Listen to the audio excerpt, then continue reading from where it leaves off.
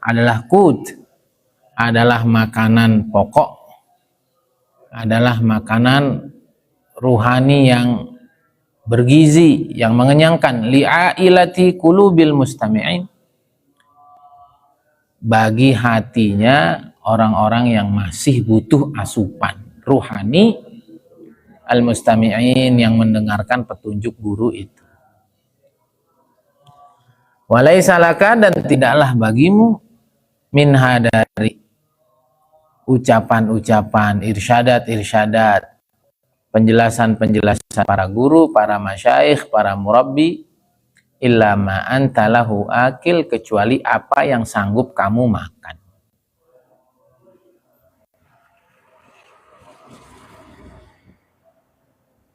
Nah, jadi penjelasan-penjelasan para masyayikh, penjelasan para murabbi, penjelasan para mursyid, khususnya di dalam bab tasawuf, dalam bab tazkiyatun nufus, ucapan mereka itu menjadi asupan ruhani yang mampu mengenyangkan kita, layaknya makanan pokok bagi orang yang sedang kelaparan.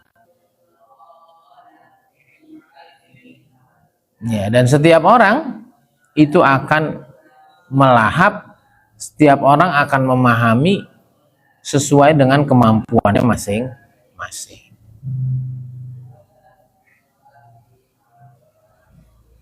Ini kan yang seperti ini disebut sebagai isti'arah, disebut sebagai majaz. Beliau meminjam istilah lain agar mudah untuk dipahami. Sebagaimana hati ini, sebagaimana jasad ini perlu asupan, maka hati juga perlu asupan. Sebagaimana jasmani ini perlu asupan, maka ruhaniyat juga perlu asupan. Dan asupan-asupan yang masuk ke dalam ruhani kita adalah dari ibarat, dari penjelasan-penjelasan, dari pemaparan-pemaparan, petunjuk-petunjuk yang diberikan oleh para masyayikh, para murabbi, para mursyid, terkait ahwal, terkait suluk kepada Allah Subhanahu wa ta'ala. Kemudian berapa yang didapat oleh masing-masing? Lihat-lihat. Tergantung kapasitas dia menyerap, tergantung levelnya dia menyerap. Sama seperti kita dalam makan. Anak kecil itu nggak bisa, masih setahun gitu, atau 2 tahun terus ikut ngeliwat gitu. Di nasi liwet itu ada ikan teri, ada cabai yang nyelip gitu kan, nanti ada sambal terasi. Wah, kalau kita ini langsung ngomong gitu liur mau keluar, ya enggak? Ada pepes ikan, misahin duri segala macam. Nah, kecil tawarin gitu mau? Nggak mau, paksa-paksa nangis dia, atau dia nyoba-nyoba, wah kapok dia. Kenapa? Karena kapasitasnya bukan itu. Dan kapasitas anak kecil mah udah beliin bubur, ya enggak, beliin susu, beliin biskuit, belum yang pedas-pedas. Nah, jadi sama seperti itu. Nah, di sini disebutkan seperti itu, bahwa ruhaniyat itu juga dia bertahap-tahap. Nggak bisa dia langsung lompat ke level yang lebih tinggi. Kalau begini terus mau sampai kapan loh? Mau sampai kapan? Kamu baru mulai. Kita nih masih mubtadi, kita nih suluk ilallahnya ini putus-putus. Lagi jalan, nengok kanan, nengok kiri. Lagi jalan, ada ini, ada itu, putus. Lanjut lagi berapa bulan ke depan. Sehingga ya kita nih masih anak kecil urusan ruhani, yang nggak bisa melahap dari ilmu-ilmu ruhaniyat, yang tidak bisa melahap dari makanan-makanan ruhani, kecuali seperti anak kecil. Dan itu pelan-pelan, dikit-dikit, sehingga akhirnya nanti menjadi kebaikan. Ya, coba anak kecil itu, dari kecil udah dimakanin sambal, sumpah. Enak ini, dipaksain, ini enak.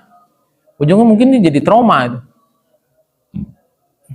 Sampai gede nggak mau lagi makan sambal. Kenapa?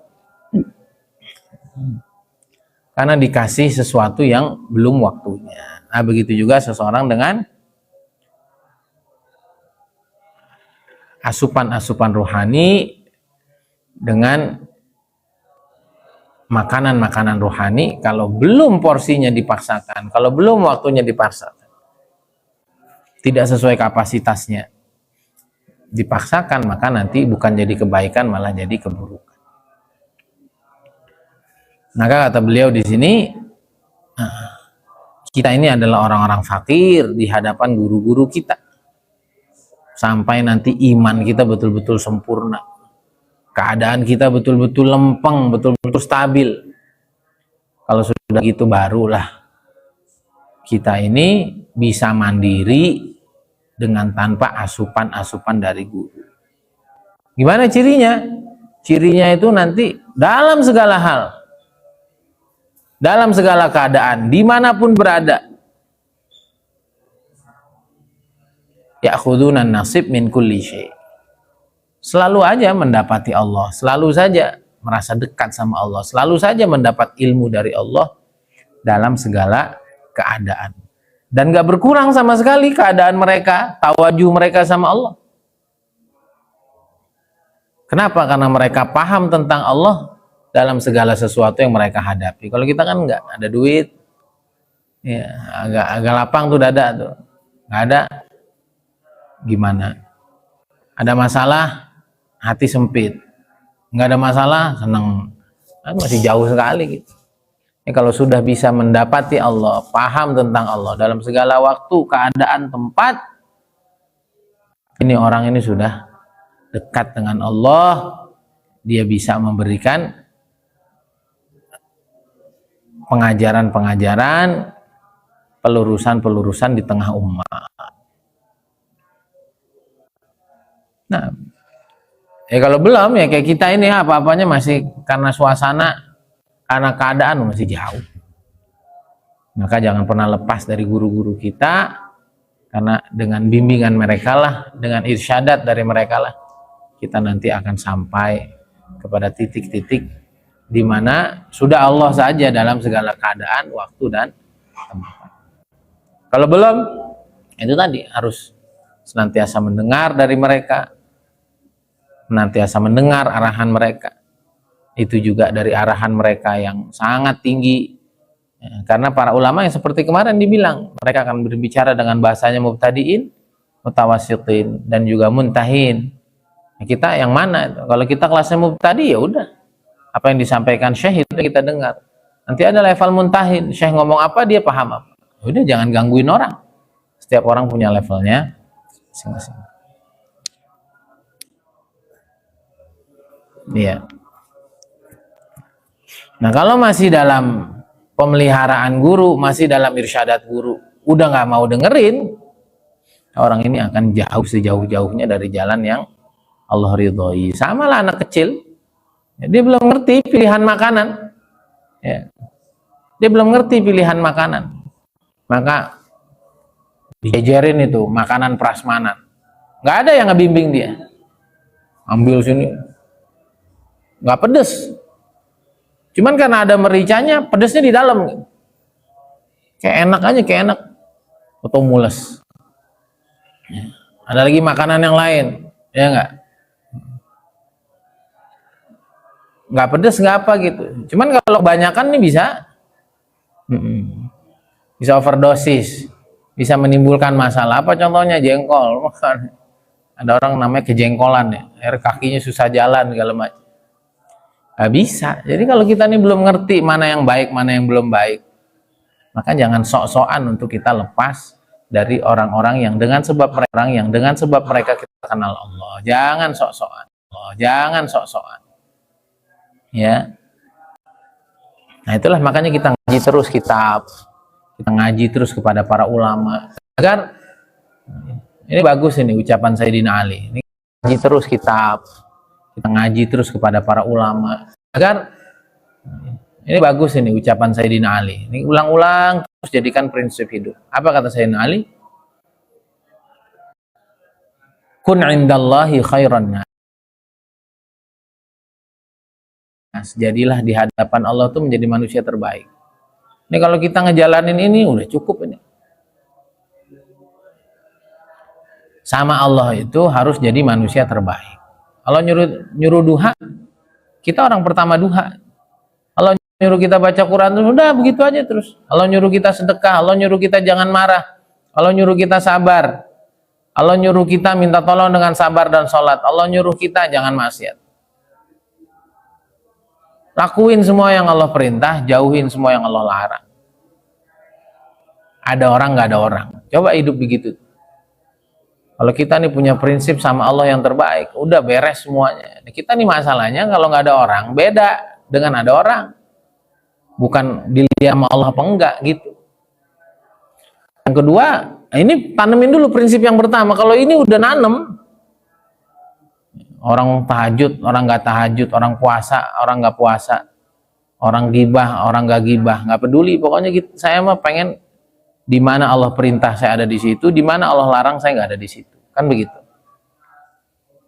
Kata para ulama begitu. Kemudian yang kedua, udah melakukan yang terbaik, wa kun indan nafsi syarron nas. Nah, dalam perasaan, dalam jiwa, dalam diri itu, anggaplah diri kita paling buruk. Jangan sebaliknya. Sama Allahnya sembarangan, ngerasanya tinggi. Waliyatubillah. Namanya maghrur. Namanya mughtar. Namanya mahrum. Ini sama Allah tuh yang terbaik. Habis itu, udah ngelakuin yang terbaik di hadapan Allah, dalam diri ngerasa paling gak baik. Tadi malam saya ngelihat yang dikirim sama Habib Amri di grup Azen. Itu Habib Ali Al-Jufri ditanya sama orang, ma bainaka wa bainallah hatta wada'ahu hatta wada'aka mitla hadzal hub finnas. Sebenarnya itu kan orang harusnya GR itu. Engkau punya hubungan rahasia apa sih sama Allah sampai Allah itu berikan rasa cinta seperti yang kita rasakan, sehingga Allah tuh menanamkan rasa cinta manusia kepada dirimu yang seperti ini. Kamu punya hubungan spesial apa sih, Bang? Kata beliau, tidak selalu dikenal itu sebagai tanda Allah tuh qabul kepada dia. Bahkan kadang-kadang yang seperti ini istidraj. Ketika hati itu memang mencari itu dan nyaman dengan itu semua. Tapi kalau yang dicari Allah, ya. Tapi kita nggak ada yang tahu siapa yang ikhlas. Kalau kita itu udah GR banget itu. Yuk dirubah prinsipnya para ulama itu. Mereka udah jadi yang terbaik, tapi ngerasa bukan yang terbaik. Tapi merasa yang paling buruk. Bahkan ngerasa semua yang Allah kasih ini bukan adalah hasil dari amal mereka. Bukan sebagai jawaban, bukan sebagai tanda qabuliat, bukan. Bisa jadi ini sebagai istidraj, dan itu lebih baik. Ustadz, masa udah jadi orang baik nggak boleh ngerasa baik? Ya nggak apa-apa. Perasaan kan nggak ngaruh itu. Apa? Perasaan kan nggak ngaruh kan? Kita ngerasa jadi orang baik, tapi nggak baik kan nggak ngaruh apa-apa. Malah orang lihatnya lucu nih orang. Atau kita nih baik ngerasa nggak baik, terus kita di luar jadi orang baik apa enggak?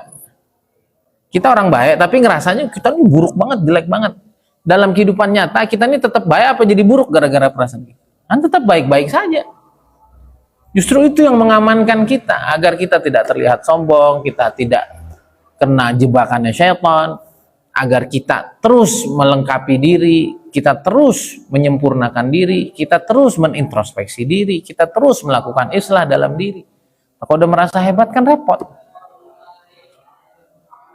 Nah, yang ketiga paketnya wakun indanas rajulan minannas. Ya. Dan kalau di hadapan orang itu ya udah, jadilah kita seperti kebanyakan orang. Salah satu dari mereka, kita ini orang biasa aja. Nah, itu dari mana itu? Itu tadi itu. Udah sejalan udah. Sama Allah yang terbaik. Dalam pandangan diri kita nih orang paling buruk.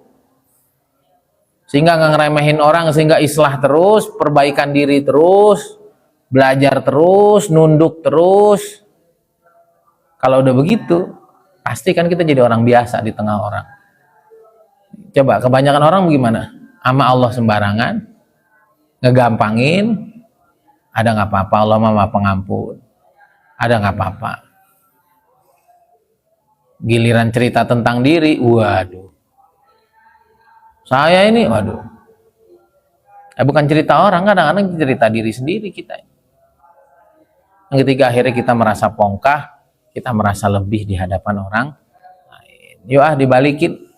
Maka sekali lagi kita ini masih fakir urusan rohaniat, maka jangan pernah putus dengan guru, jangan pernah lepas dari memiliki robitoh yang kuat dengan guru, agar dekat atau jauh, kecintaan kita membuat kita senantiasa Allah bimbing, ya, dengan irsyadat mereka secara langsung atau irsyadat mereka, pelurusan mereka dari jarak jauh karena cinta kita kepada mereka. Jadi kalau belum sampai begitu, di mana aja, kapan saja, bersama siapa saja, dalam kondisi apa saja, kita nggak bisa mengambil yang terbaik, paham tentang yang terbaik dari Allah, kita ini masih jauh.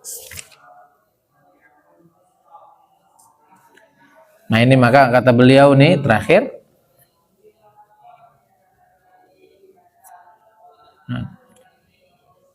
makanan jasmani itu kita udah tahu, makanan rohani juga sama seperti makanan jasmani tadi. Anak kecil nggak kuat makanan-makanan yang berat, sampai ntar dia udah besar baru. Begitu juga ruh. Ruh itu dididik, dibimbing sedikit demi sedikit.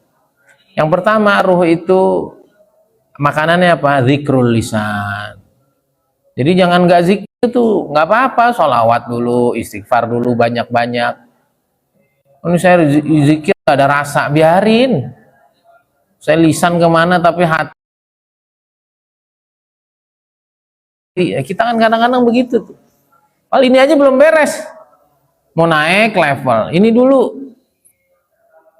Yang pertama tuh zikir lisan, kemudian baru yang kedua zikrul qalbi ma'al lisan. Setiap mulut ngomong, hati ikut ngerasain, hati ikut berasa. Itu tingkatan selanjutnya. Zikir lisannya aja bolong-bolong. Gimana mau naik? Udah zikir lisan aja dulu. Yang banyak sholawat ribu-ribu, yang banyak istighfar ribu-ribu, biarin tanpa rasa dulu. Bener nggak? Kayak anak-anak aja, makanannya nggak ada seninya itu.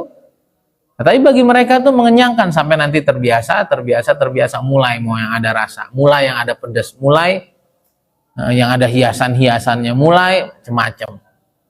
Sama nih kita nih begitu. Ya, maka ayat hirzi jangan lepas.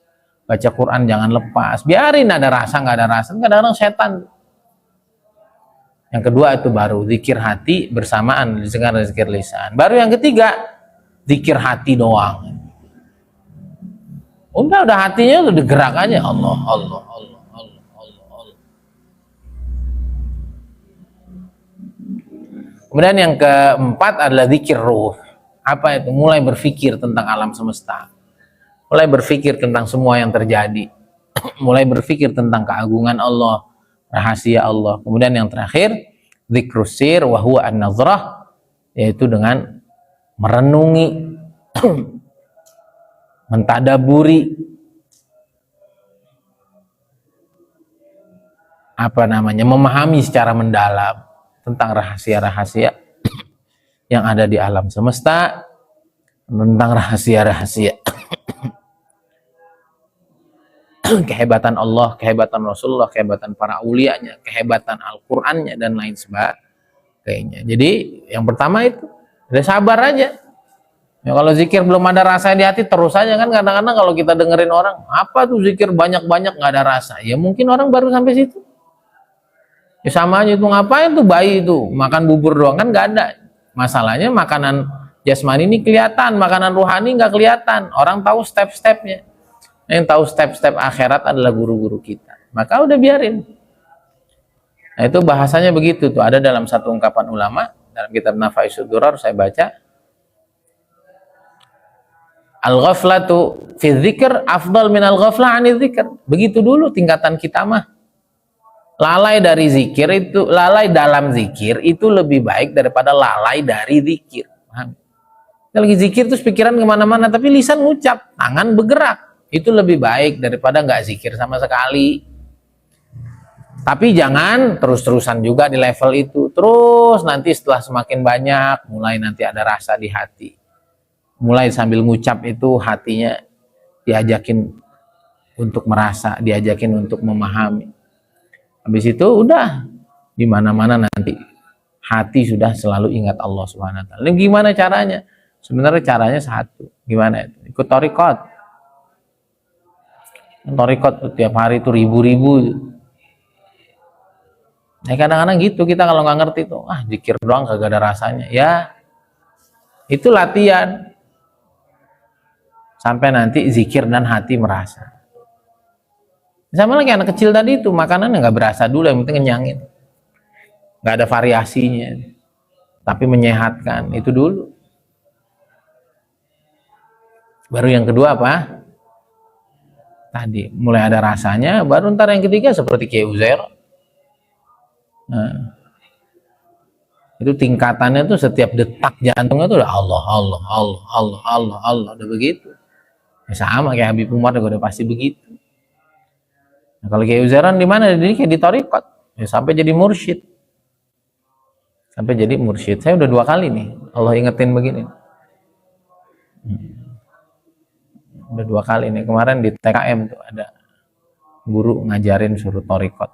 Ini lagi diingetin karena saya thariqat tuh nggak istiqomah gitu. Dan saya bertanya gitu, apakah bisa nggak jalur thariqat? Kayaknya nggak bisa. Ya sama lah, orang mondok bisa nggak ya? Orang bisa nggak baca kitab, dapat ilmu-ilmu pondok tanpa nggak pondok? Bisa nggak jawabannya? Bisa, cuman nggak maksimal. Tetap aja kata orang yang pondok beda. Nah sama, kaitannya dengan dakwah, beda nggak orang pernah urut emang nggak? Beda. Ketika nggak benar-benar menjalankan, beda. Sama lah kayak begitu. Nah, zikir itu juga ada rumusnya gitu. Rumusnya itu ya thariqat itu. Ketika thariqatnya itu tidak dijalanin dengan benar, ya susah nanti mau ingat Allah sampai setingkat itu. Paham ya? Dan memang ini pilihan banget orang zikir itu. Banyak banget teman itu berguguran masing-masing. Tanyain nih shopnya udah pada kemana? Baru nanti fikrah, baru nanti nazrah.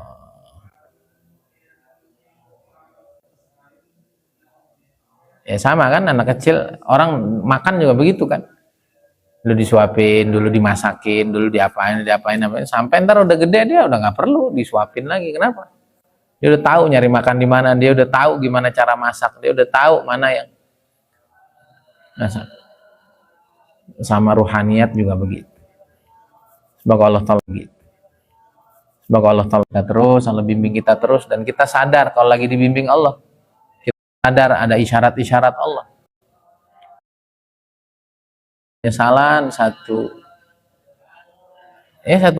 satu kerugian besar kalau kita kembali ke Allah. Ternyata PR kita masih banyak. Masih jauh-jauh dah, kita salah ngelola uang aja nyesel ya. Apa dulu? Karena kesempatan kadang-kadang nggak datang dengan keadaan yang sama. Kebayang nggak nanti kita kembali ke Allah? Qurannya PR, sholatnya PR, zikirnya PR, tawadunya PR, mandang dirinya PR, ikut sunnah nabinya PR. Nah itu makanya berkahnya kita duduk sama Habib Umar, berkahnya duduk sama. Nah itu makanya berkahnya kita duduk sama Habib Umar, berkahnya duduk sama orang-orang soleh. Kita jadi ngerti kita tuh masih jauh. Gak boro-boro mau nyalain orang, ngomongin orang. Kita ini loh layak dijelekin, layak betul untuk dibenahi, nggak untuk komentarin orang. Ada bila Allah senantiasa bimbing kita, Allah Subhanahu wa taala jagain kita, Allah Subhanahu wa taala turun kita paham dengan isyarat-isyaratnya dan nekat habis-habis untuk bisa punya derajat dekat dan makrifat kepada Allah Subhanahu wa taala dengan sebaik-baik, kepada Allah Subhanahu wa taala dengan sebaik-baiknya, ittiba kepada Nabi dengan sebaik-baiknya. Hanya guru-guru kita yang mulia, Kiai Uzair, guru di Temboro, dan juga Habib Umar, dan juga para masyayikh dakwah, supaya kita bisa mengikuti langkah mereka dan kita bisa